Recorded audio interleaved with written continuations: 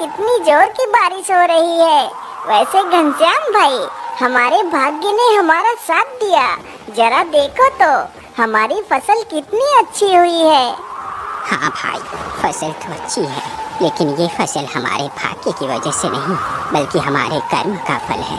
जब हम दोनों ने मिलकर इस खेत में कड़ी मेहनत की है, तभी जाकर तो हमारे खेत में इतनी अच्छी फसल हुई है। अरे नहीं भाई, यह सब कुछ हमारे भाग्य की वजह से ही हुआ है।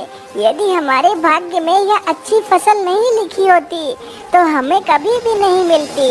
इसलिए भाग्य ही बड़ा है। इस बात को लेकर दोनों मित्रों के बीच बहस हो जाती है।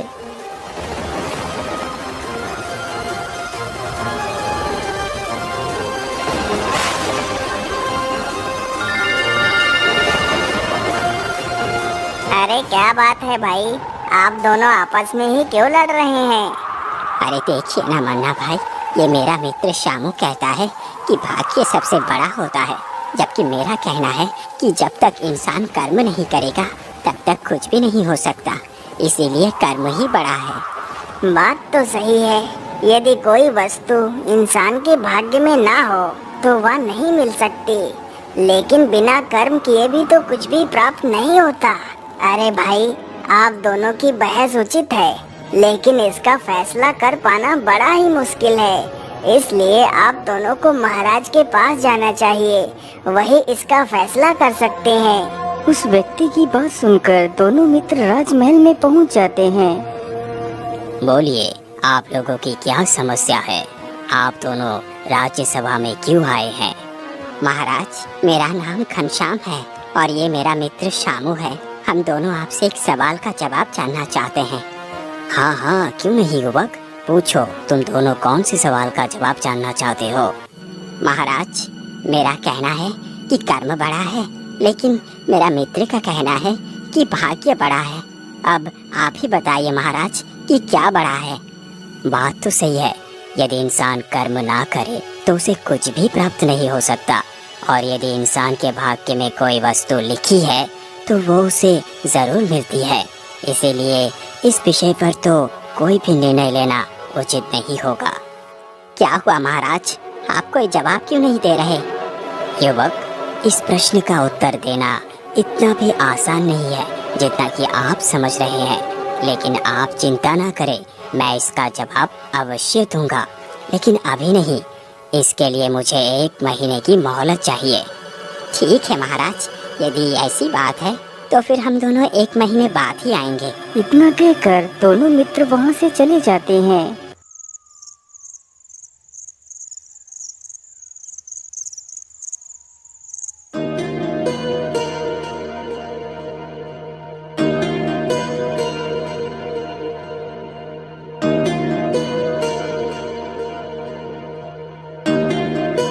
क्या करूं? इस सवाल का जवाब कहां से मिलेगा मुझे? मैं ऐसा करता हूं, कल सुबह ही इस प्रश्न का उत्तर ढूंढने के लिए निकलता हूं।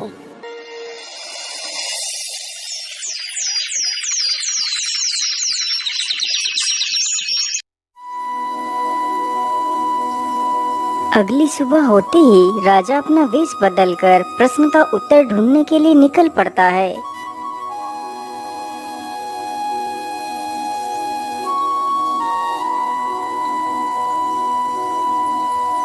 राजा चलते चलते एक नगर के पास से होकर गुजरता है। अरे भाई, जरा आप लोग सावधानी पूर्वक काम करें, कोई भी गड़बड़ी नहीं होनी चाहिए। अगले हफ्ते ही ये सारा सामान मुझे दूसरे देश को ले जाना है। शायद इस प्रकार चलते रहने से ही मुझे मेरे प्रश्न का उत्तर नहीं प्राप्त होगा। मैं ऐसा करता हूँ, इसी सेठ के पास नौकरी कर लेता हूँ, हो सकता है इससे मेरे सवाल का जवाब मिल जाए। इतना सोचकर राजा सेठ के पास जाता है। सेठ जी, मुझे काम पर रख लीजिए, मैं आपका कठिन से कठिन कार्य कर सकता हूँ।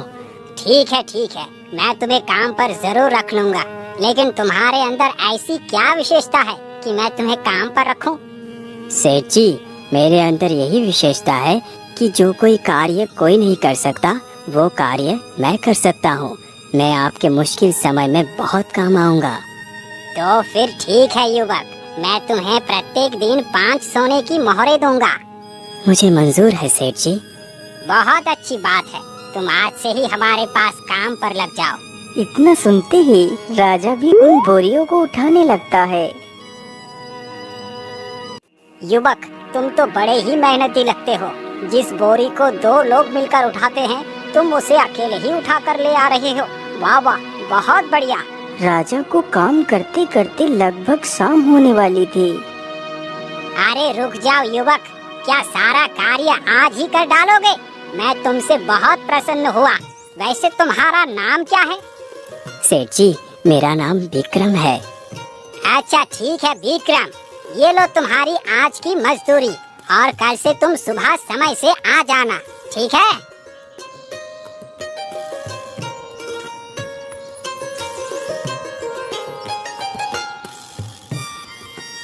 वैसे यहाँ पर तो कर्म ही पड़ा है, क्योंकि जब मैंने कर्म किया तभी जाकर मुझे पैसे मिले, लेकिन इससे मेरे हृदय को संतुष्टि नहीं हुई।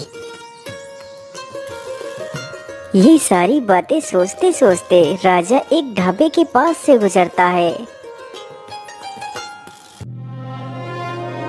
वैसे मुझे बहुत जोर की भूख लगी है, चलो कुछ खा लेता हूँ।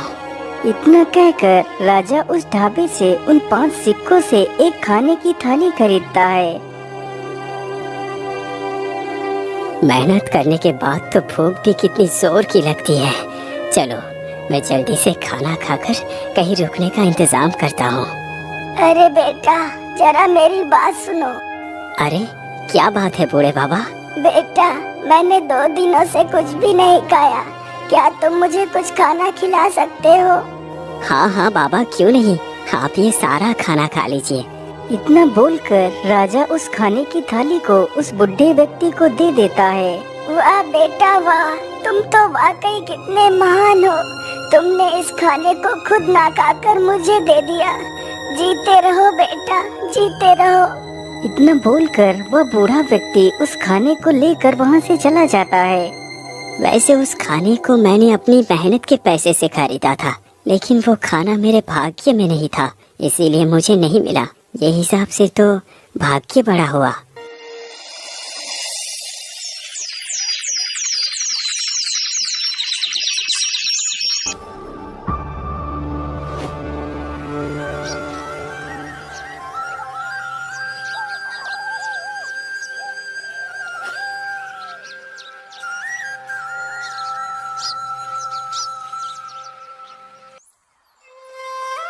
विक्रम, जल्दी से सारा अनाज की बोरियां लाद दे, मुझे जल्दी ही निकलना होगा। लेकिन पता नहीं क्यों आज सुबह से मेरी बाईं आंख फड़क रही है। सेठ जी, यदि आपकी बाईं आंख फड़क रही हो तो आज विदेश यात्रा शुभ नहीं। मेरा मानो तो आपको कल निकलना चाहिए। अरे नहीं विक्रम, ऐसा कुछ नहीं होता। ये तो एक मिथ है और कुछ नहीं। ये सारा अनाज मुझे आज ही पहुंचाना है। सेठ जी, यदि आपकी यही जिद है तो मैं भी आपके साथ चलूंगा। ठीक है विक्रम, तुम भी मेरे साथ चल सकते हो। फिर विक्रम भी जहाज पर चला जाता।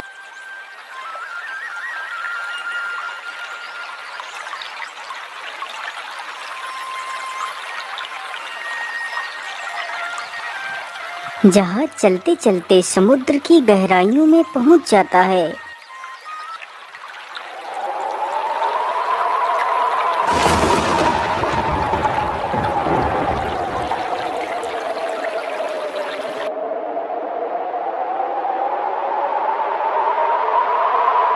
अरे ये क्या, अचानक से ये काले बादल कहाँ से आ गए? सेठ जी, मुझे तो लगता है आज काफी जोर का तूफान आने वाला है। अरे विक्रम, शुभ शुभ बोलो, यदि तूफान आ गया तो हमारा क्या होगा? सेठ इतना कह ही रहा था कि तभी जोर जोर से बारिश होने लगती है और साथ ही समुद्र में जोर जोर से लहरें उठने लगती हैं। जहाज पर सवार लोग अपनी अपनी जान बचाने के लिए समुद्र में कूदने लगते हैं। विक्रम, तुमने कहा था कि तुम कठिन समय में मेरे काम आओगे। आज तो मुझे मेरी मौत सामने खड़ी दिखाई दे रही है। तुम मेरी जान बचाओ विक्रम।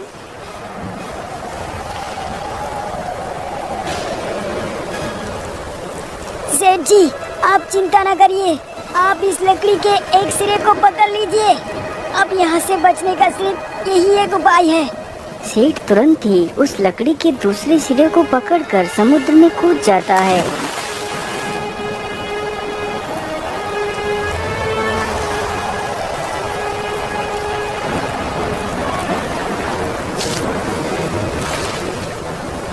अरे सेठ जी तो बेहोश हो गए। राजा तथा वह सेठ दोनों बहते बहते समुद्र के किनारे पहुंच जाते हैं। हे भगवान, मैं तो कितना थक गया हूँ। इतना कहकर राजा अपनी आंखें बंद कर लेता है। तभी एक मगरमच्छ आता है और सेठ की टांग पकड़कर समुद्र में खींच ले जाता है। कुछ देर बाद ही जब विक्रम की आंखें खुलती हैं तो देखता है कि सेठ वहाँ पर नहीं है। अरे सेठ जी कहाँ चले गए? अभी तो यहाँ पर थे, इतनी जल्दी आखिर कहाँ जा सकते हैं? तभी राजा की नजर जमीन पर पड़ती है जहाँ पर वह मगरमच्छ सेठ को खींचकर ले गया था। अरे ये पैरों के निशान तो एक मगरमच्छ के हैं, तो इसका मतलब सेठ जी को एक मगरमच्छ खींच कर ले गया है। हे प्रभु, मैंने सेठ जी की जान अपने प्रयास से तो बचा ली, लेकिन सेठ जी के भाग्य में जीवन ही नहीं था, इसीलिए उनकी मृत्यु हो गई। लेकिन ये तो कितना बुरा हुआ, मैं सेठ जी की रक्षा नहीं कर पाया। राजा इस बात को सोच सोच कर काफी ज्यादा शोक प्रकट करता है। यहाँ तो दूर दूर तक कोई परिंदा भी नजर नहीं आ रहा। चलो सीधे ही चलता हूँ, हो सकता है कोई नगर ही मिल जाए। इतना सोचकर राजा वहाँ से निकल पड़ता है।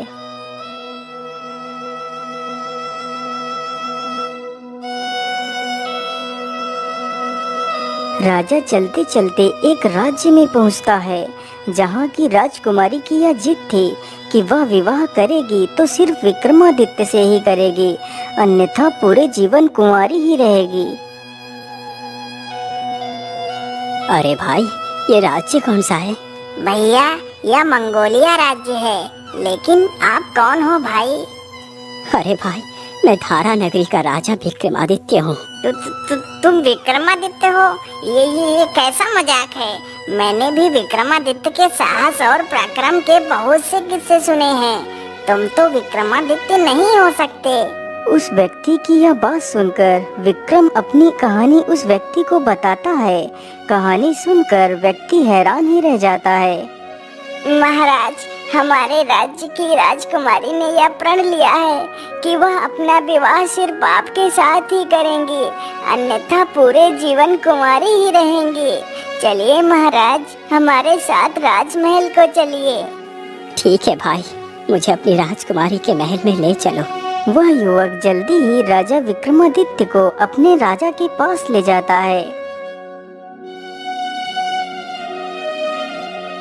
महाराज, हम तो आपकी प्रतीक्षा में ही बैठे हैं। मेरी बेटी ने आपसे विवाह करने का प्रण लिया है, लेकिन शर्म के मारे मैं आपसे कभी मिलने नहीं आ सका, क्योंकि आपकी और मेरी बराबरी कहाँ हो सकती है महाराज। नहीं महाराज, इस प्रकार की बात बोलकर आप मुझे शर्मिंदा ना करें। महाराज, यदि राजकुमारी का प्रण मुझसे विवाह करना है तो मैं राजकुमारी के साथ विवाह अवश्य करूँगा। फिर राजा विक्रमादित्य का विवाह उस राजकुमारी के साथ ही हो जाता है।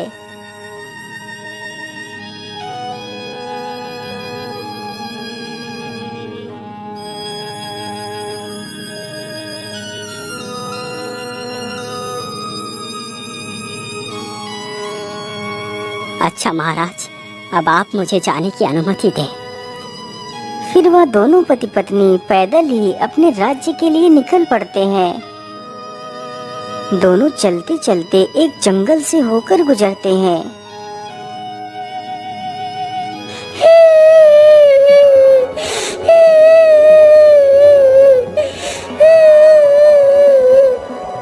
अरे स्वामी, ये रोने की आवाज किसकी है? मुझे लगता है कोई मुसीबत में है, हमें चलकर देखना चाहिए। हाँ प्रिया, ये आवाज तो इस तरफ से आ रही है, चलो चलकर देखते हैं। इतना कहकर दोनों उसी दिशा में बढ़ते हुए चले जाते हैं जिधर से वह रोने की आवाज आ रही थी। राजा चलते चलते अपनी नजरों को इधर उधर दौड़ाता है। तभी उसकी नजर एक पेड़ के नीचे पड़ती है जहाँ पर एक छोटी सी लड़की बैठकर रो रही थी। अरे क्या बात है बेटी, तुम रो क्यों रही हो? और तुम कौन हो? इस जंगल में अकेली क्या कर रही हो? मेरा नाम गुड़िया है। मैं यहीं पास के गांव के बाहर एक झोपड़ी में रहती हूँ।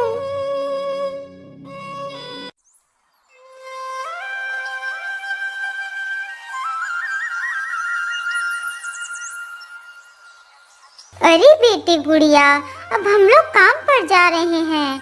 तुम अपने छोटे भाई का ख्याल रखना और दरवाजा अच्छे से बंद कर लेना। अंदर ही खेलना, बाहर मत जाना। ठीक है माँ, आप बिल्कुल भी चिंता ना करो, मैं बाहर नहीं जाऊंगी। इतना सुनकर उसके माता पिता काम के लिए चले जाते हैं।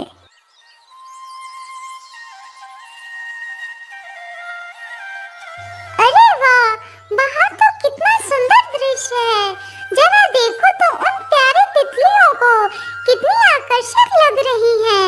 मैं ऐसा करती हूँ, थोड़ी देर बाहर चलकर खेल लेती हूँ, फिर अंदर आ जाऊंगी। इतना सोचकर गुड़िया अपने छोटे भाई को लेकर बाहर आती है और उसे वहीं घास पर लिटा देती है और खुद तितलियों के साथ खेलने लगती है। अरे वाह, ये तितली तो कितनी प्यारी है। वह इतना कह ही रही होती है कि तभी एक गिद्धनी उसके भाई को अपने पंजे में दबाकर उड़ जाती है। अरे दोस्त, तू मेरे भाई को कहाँ ले जा रहा है? छोड़ दे मेरे भाई को। बेचारी गुड़िया उस गिद्धनी का पीछा करते करते काफी दूर तक चली जाती है, लेकिन उसे पकड़ नहीं पाती।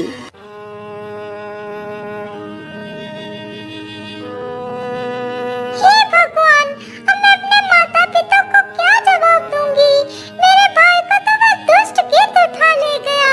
अब मैं भी अपने घर नहीं जाऊंगी। जब तक मेरा भाई मुझे नहीं मिल जाता, मैं यहीं पर बैठी रहूंगी। तब से मैं यहीं पर बैठी हूँ, लेकिन मुझे मेरे भाई की कोई भी खबर नहीं मिल पाई। बेटी तुम शांत हो जाओ, मैं तुम्हारी सहायता अवश्य करूँगा। अरे प्रिया, तुम इस बच्ची का ख्याल रखो, मैं जल्द ही वापस लौट कर आऊँगा। इतना कहकर राजा उस गिद्धनी की तलाश में निकल पड़ता है।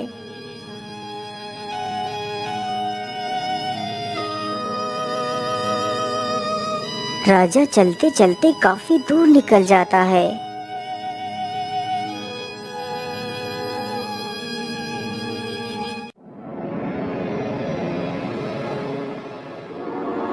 अरे महाराज, आप मेरी सहायता करो, बदले में मैं आपको सारे सवालों का जवाब दूंगा।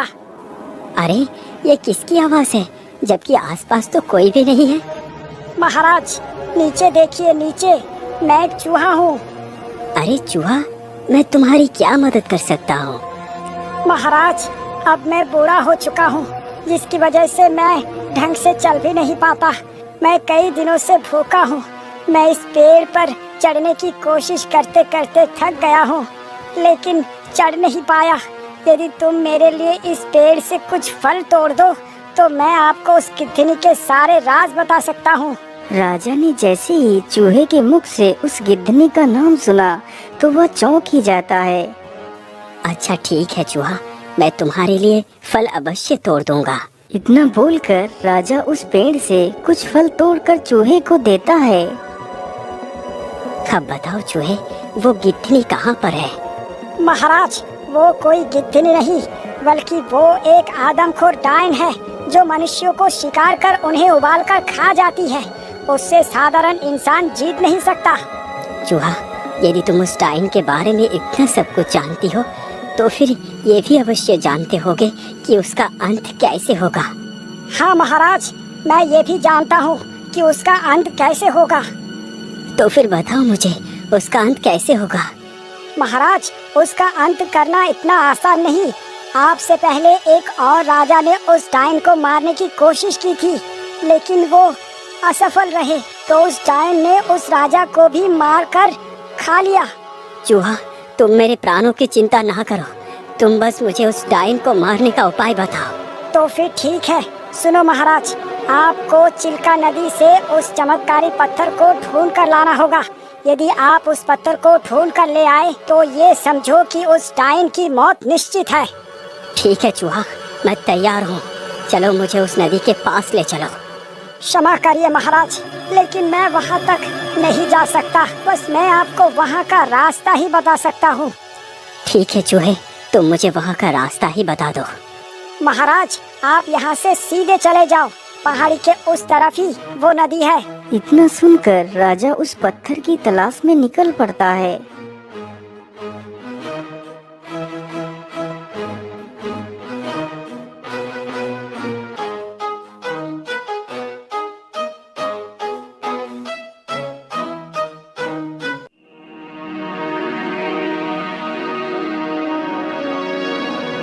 मुझे लगता है यही वो चिल्का नदी है।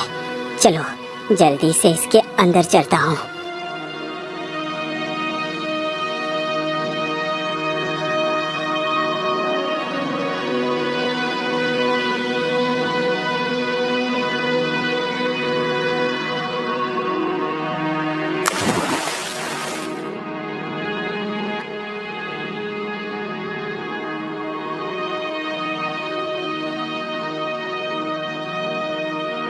राजा पानी में काफी देर तक इधर उधर घूमता है। आखिर कहाँ हो सकता है वो चमत्कारी पत्थर?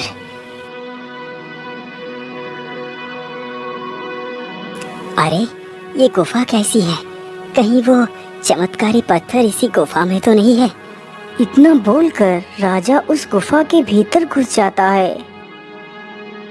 राजा गुफा के भीतर अपने सेठ को देखता है, जो कि जीवित अवस्था में है और एक पिंजरे में कैद है। अरे मगरमच्छ, मुझे छोड़ दो। तुम्हें मुझे मारकर क्या मिल जाएगा? यदि तुम मुझे छोड़ दोगे तो तुम्हारे लिए रोज रोज एक नया शिकार लेकर आऊंगा। मेरा विश्वास करो। अरे सेठ, तुझे क्या लगता है मैं इतना बड़ा बेवकूफ हूँ जो तुझे जाने दूंगा? तेरी हड्डियाँ तो मैं चबा चबा कर खाऊंगा। बस 2 दिनों की बात है, जब हमारी महारानी आ जाएगी तब मैं तुम्हारी हड्डियों को खूब चबाऊंगा। तब तक के लिए चुपचाप पिंजरे के अंदर बंद रहो। अरे ये तो हमारे सेठ हैं, लेकिन ये यहाँ पर कैसे आए? राजा चुपचाप उस मगरमच्छ की बातों को सुन रहा था। तभी उसकी नजर पास में रखी एक चमकदार वस्तु पर पड़ती है। अरे ये क्या? कहीं ये वही चमत्कारी पत्थर तो नहीं है? हाँ, जरूर यही वो चमत्कारी पत्थर है। सावधान दुष्ट मगरमच्छ, मेरे रहते हुए तू सेठ का बाल भी बांका नहीं कर सकता। अरे तू कौन है जो सेठ को बचाने के लिए आ गया? मैं राजा विक्रमादित्य हूँ। ये आदमी तो कुछ जाना पहचाना सा लगता है, जैसे मैंने इसे पहले कभी देखा है। अच्छा, तो फिर और भी अच्छी बात है, एक शिकार और सही। इतना कहकर मगरमच्छ राजा की तरफ हमले के लिए बढ़ता है। तभी राजा अपनी तलवार से मगरमच्छ को मौत की नींद सुला देता है। सेठ जी, ये कैसा पिंजरा है? इसका तो कोई भी दरवाजा नहीं है।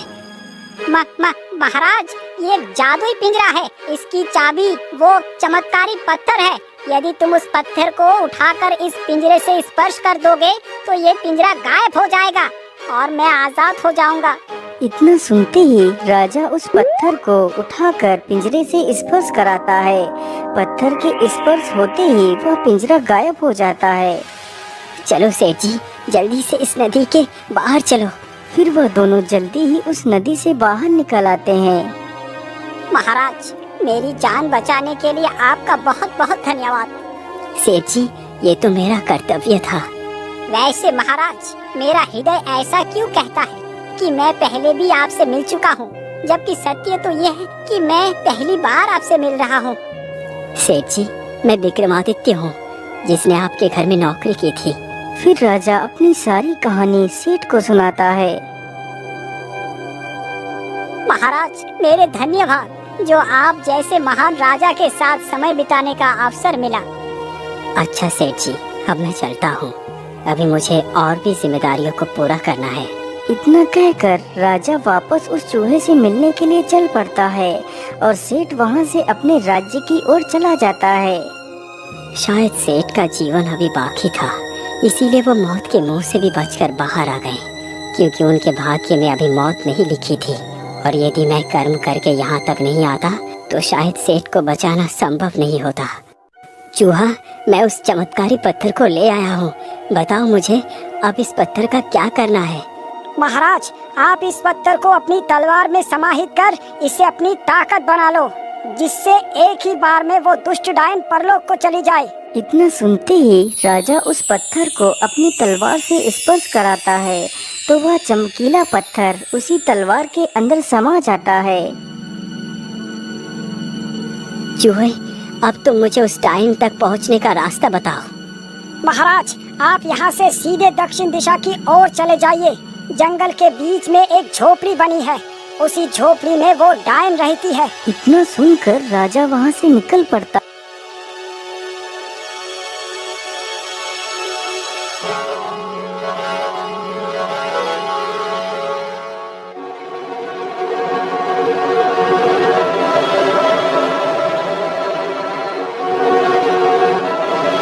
राजा चलते चलते जल्दी ही उस डायन की झोपड़ी के पास पहुंच जाता है।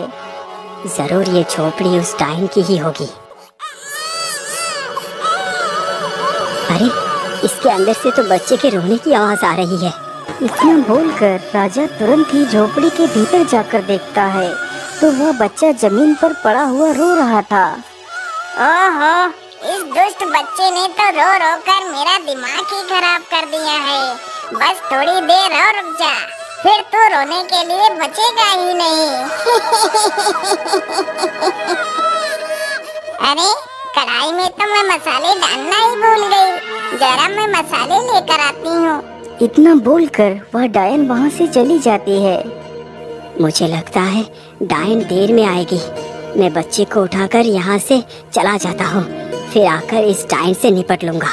इतना बोलकर राजा जल्दी ही उस बच्चे के पास जाता है और उसे अपनी गोद में उठा लेता है।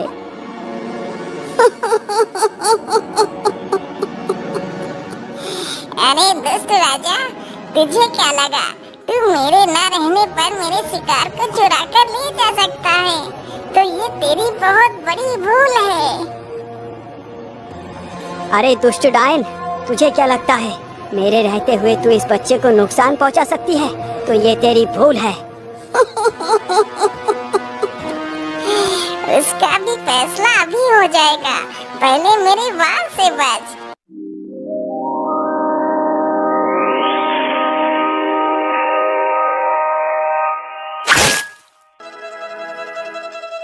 अरे ये कैसे किया तूने?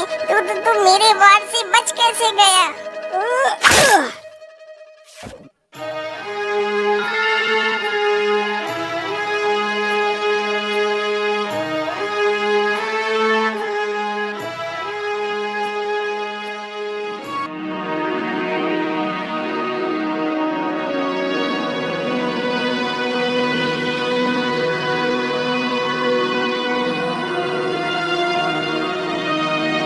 महाराज, आपका बहुत बहुत धन्यवाद। यदि आप मेरे बेटे को नहीं बचाते तो शायद आज मेरा बेटा मेरे पास नहीं होता। मैं आपका ये एहसान कभी नहीं चुका पाऊंगा महाराज। अरे नहीं भाई, ये तो मेरा फर्ज था। अच्छा, अब मैं चलता हूँ। तुम अपना और अपने परिवार का ख्याल रखना। इतना बोलकर राजा अपनी पत्नी के साथ अपने महल की ओर निकल पड़ता है।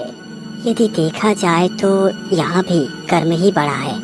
यदि मैं उस बालक को बचाने के लिए नहीं जाता तो शायद वो बालक भी लौट कर नहीं आ पाता और ना ही सेठ का जीवन बच पाता।